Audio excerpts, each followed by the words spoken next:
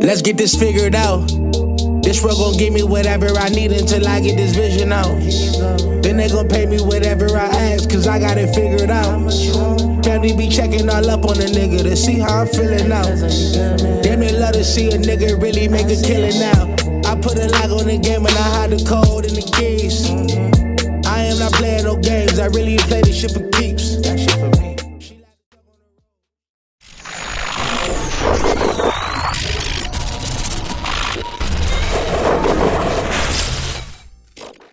MaddenHeadz, YouTube, Twitch, all other affiliates. It is your boy, Coach DC, coming back at you today with another video. And today, yeah, man, creeping ever so close, about 4 or 5 days away for some of us New Zealanders. Yeah, you know what I mean, as I've taken up residence on both consoles. Yeah, you know what I mean. But yeah, man, so got the the little Madden 23, the gameplay footage between TD and Clef yesterday. Interesting, very interesting. I saw a lot of interesting things in that video. Gonna talk about a few of them, just give my opinion of, pretty much this thing is kind of just gone according to script. As far as I'm concerned, if they didn't change that much coming out of the beta, there were just so many things that were just came to light in the beta in terms of skill-based passing, user movement, down to the, just the control, the 360-degree cuts and all that stuff. Even the seam routes, as y'all saw during the gameplay video. And so, I mean, one thing I did notice now, this was kind of sweet. It's the best thing I saw in the whole video was when TD threw the back shoulder fade, right? He was able to click on, I saw this video, I watched it at least probably 40 times now.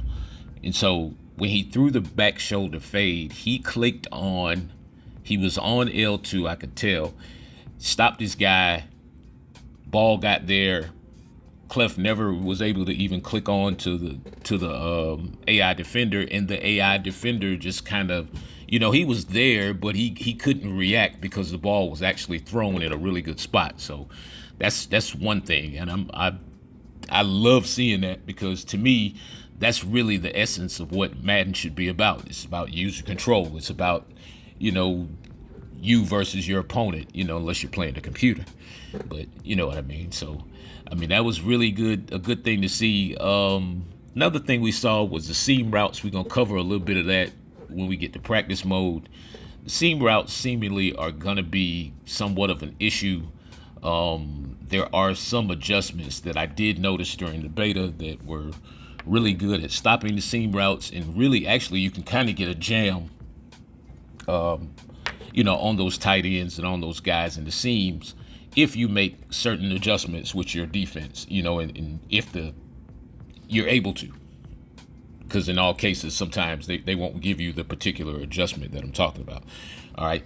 But yeah, man. And stepping up in the pocket. Yeah, that's another big thing that's going to be like really, really, really big going into the 23, into the game, getting your route combos down and really being able to get the ball off, getting your feet set and getting your feet set quickly. And I mean, like, really quickly, because as you saw, the offensive line play is going to be a little bit suspect. But I mean, it just has to have a balance to it. As long as it has a balance to it, I'm fine with it. I'm fine with guys coming free, sometimes. But yeah, I don't want my center to turn his head and just let the guy walk right past him. But I mean, who knows? I mean, you don't know anything. I don't know what the settings were, any of that stuff. So, I mean, who's to say? I don't expect the game to be perfect. But getting to these seam routes, though, I mean, we've been able. Seam routes used to really, really, really be a thing back when user catching was a big thing way back when. When you could really click on to the guy, quarterback would put the ball in the area, you could click on to the guy, shorten up the route. By shortening up the route, it would automatically, you hit triangle, it would give you the jump. This is, back in the early Madden days. And so, since then we've evolved into the high and low passing and all this other stuff that we have. So now what we really have to understand is the seams are going to be there. Seams have always been there, but it's about how you're able to make that throw. And so, as you saw, there was one play where Clef actually was trying to throw a seam, and I think TD kind of baited him and ran underneath and got the user pick. And so I say that to say that, it obviously it was a bullet pass. He threw it right at the guy. And yes, the guy was open, but if he had used touch or if he had maybe high passed it a little bit, the ball would have obviously went over the guy. And so that's the one thing we're definitely going to have to learn, is to get control of our high passes. It's a risk involved in this stuff because it can get away. So it's definitely going to be a skill to be able to make those throws. I think, for the people who's able to do that, you're able to be successful at that or have a high success rate at it, then yeah, you're going to be able to really do a lot of damage on this game, in these little pockets and windows, in between the linebackers and safeties and corners and all that stuff, because that's really where the yards are going to be in this game. All the crossers and all that stuff, there's going to be a way for people to just stop that. Just automatically, even sometimes through man-to-man.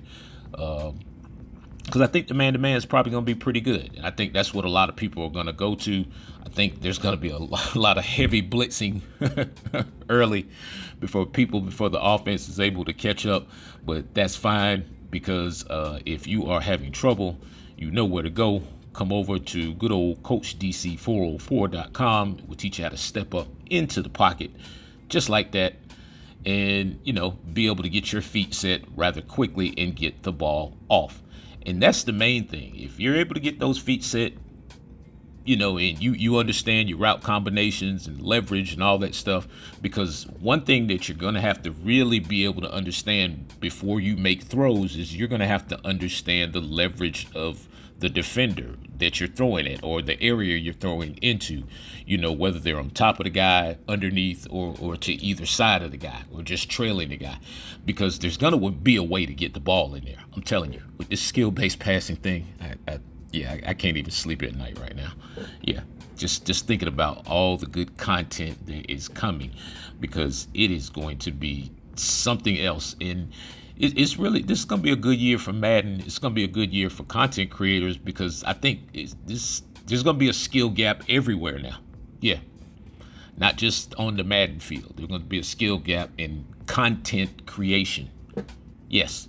So, you'll be able to see who's repeating what and who's saying what originally. Yeah.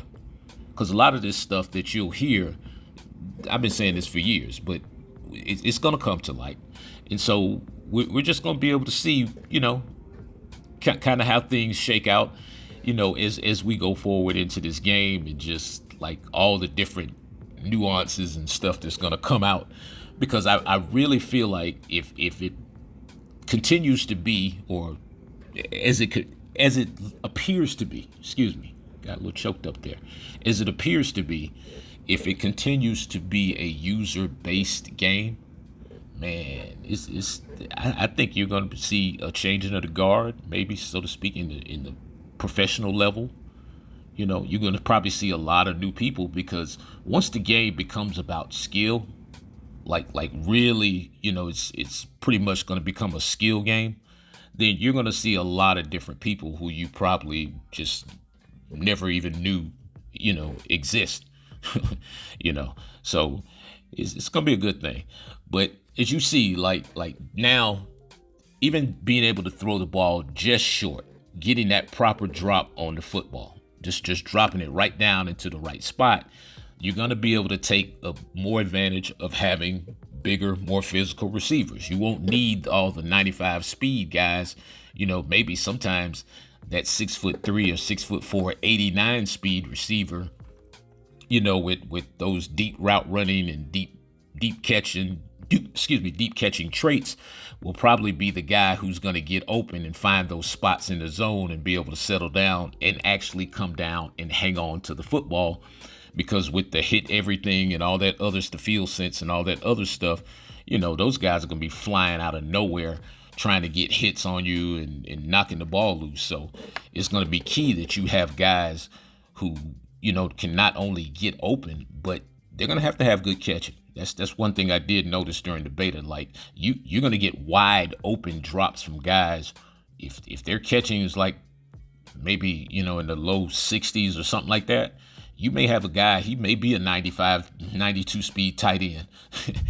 But if he has 65 catching, he's going to catch like he has 65 catching. I assure you, it's going to pop up at some point in time, unless something has changed. But again, just being able to take advantage of the bigger bodied receivers, against the smaller corners, even though they'll get in those spots, it's going to be key. Anyway, man, appreciate each and every one of you guys. It is your boy, Coach DC4.